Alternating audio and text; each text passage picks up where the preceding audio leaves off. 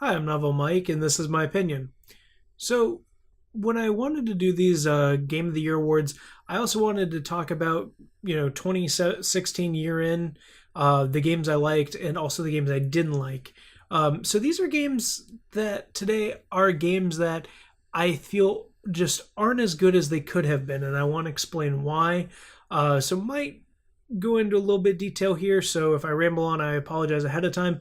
But without further ado, these are the three games I thought that could have been better. So first off, let's talk about XCOM 2. I like XCOM a lot.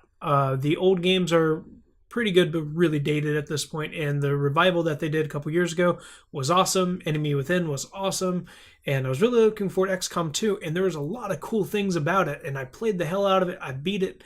I liked it a lot. But it didn't really feel like a sequel. It felt more like a story expansion more than anything else. There were like several new monsters, but there were a lot of the same. Most of them didn't have that many new mechanics.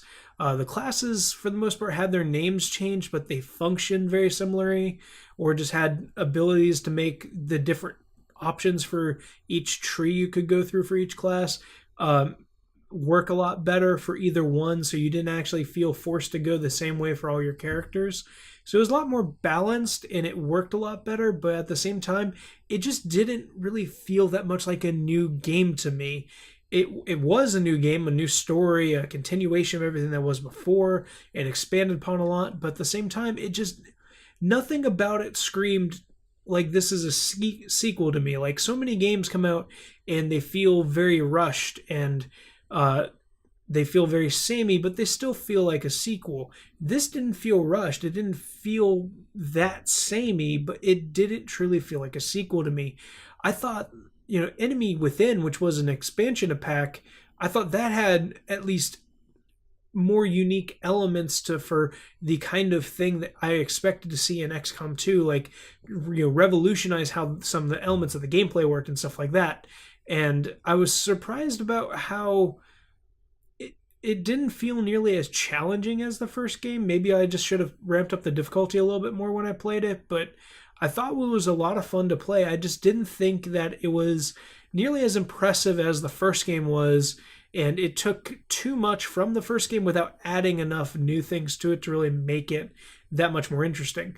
One of the main mechanics they added was this idea where you could deploy your forces and be hidden at the beginning, but you know, it wasn't used as effectively as it could have been.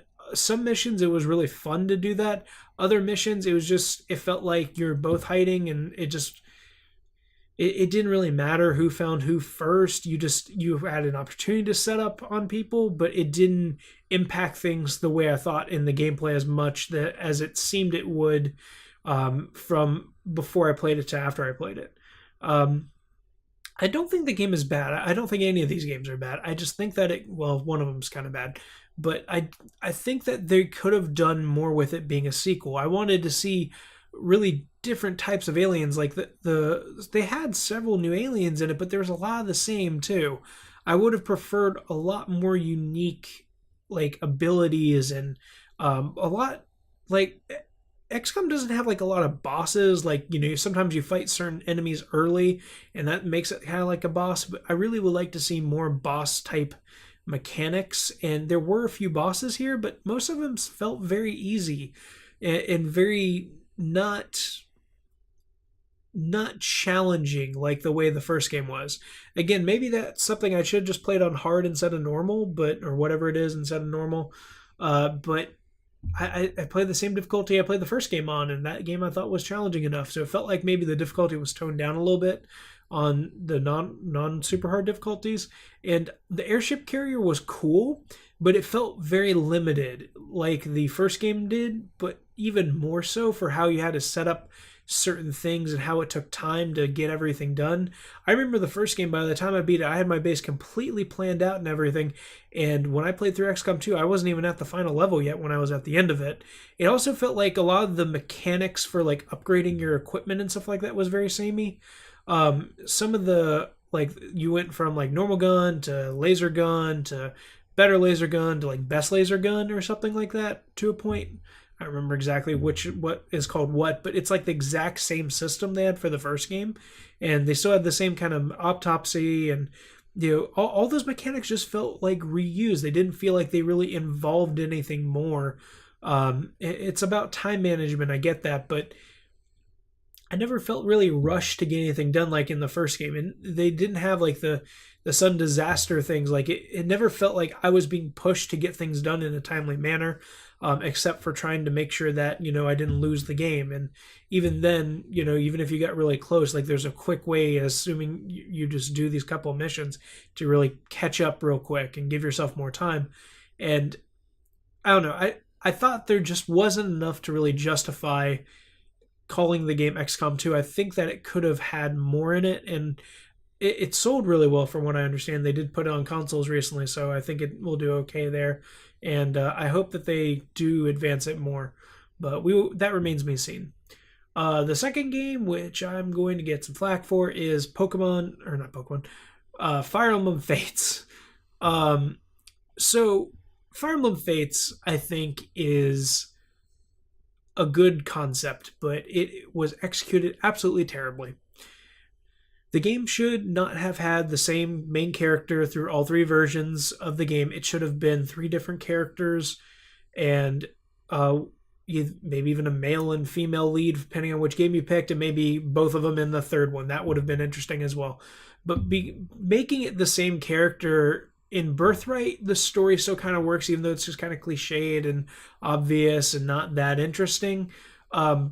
Conquest, though, is where the story really starts to suck bad, and it doesn't make any sense from pretty much midpoint on, and it is mind-bogglingly stupid. And the concept of the combat being more difficult in that game does work. It's not necessarily better for it, because I felt like some of the maps felt very cliched in terms of like just adding certain elements to make everything harder on you, instead of actually making the strategy element of the game more challenging. In those, like some of the older games, like there's this one map in Conquest where you have to beat these pots, and some of them will give you buffs, some of them will damage you, some of them will heal you, that kind of thing. But it wasn't a fun map to play, because it just none of it was strategy. It was just making sure that you didn't set off the wrong pots at the wrong time to cause yourself massive damage. And I didn't find that really challenging. It just felt kind of tedious, especially because if you're like me, you always reset and replay the chapter if you die, instead of just carrying on if you want to keep all your companions together and whatnot. And I really felt like the biggest problem I have with these newer games, including Awakening, is like they don't care as much about the story. They care more about the gameplay, and the gameplay works to a point. But the thing that carries me through games and many people through games is the story. You want at least a serviceable story, and Fire Emblem has never been a huge story-focused game series, but they've always had okay to at least pretty good, if not damn good, stories. Fire Emblem 4's twist, if you don't see that coming, if you don't know about that twist, like that's huge. Fire Emblem 7, the first one we got on GBA, that has a really good story with really in-depth backstory, which helps because it's a prequel. And there's these really good games that have really good stories in them. They're not all perfect, don't get me wrong, but for the most part, they always feel like the story is not pushed to the side and it doesn't matter like it does in Awakening and Fates. And part of the problem, I think, with that too is character development. Since they may let pretty much almost every character, essentially form a relationship with another character, and you have so many characters because they try to hit all these different tropes and all that of these characters, especially in Revelations when you get all of them essentially. It just makes these really odd, not very fun pairings that don't make a lot of sense why they're pairings. They don't add a lot of depth or backstory to these characters.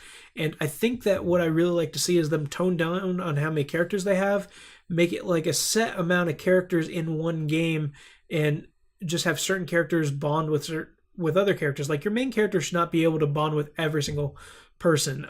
Like if it's the Avatar kind of character, okay, I get that.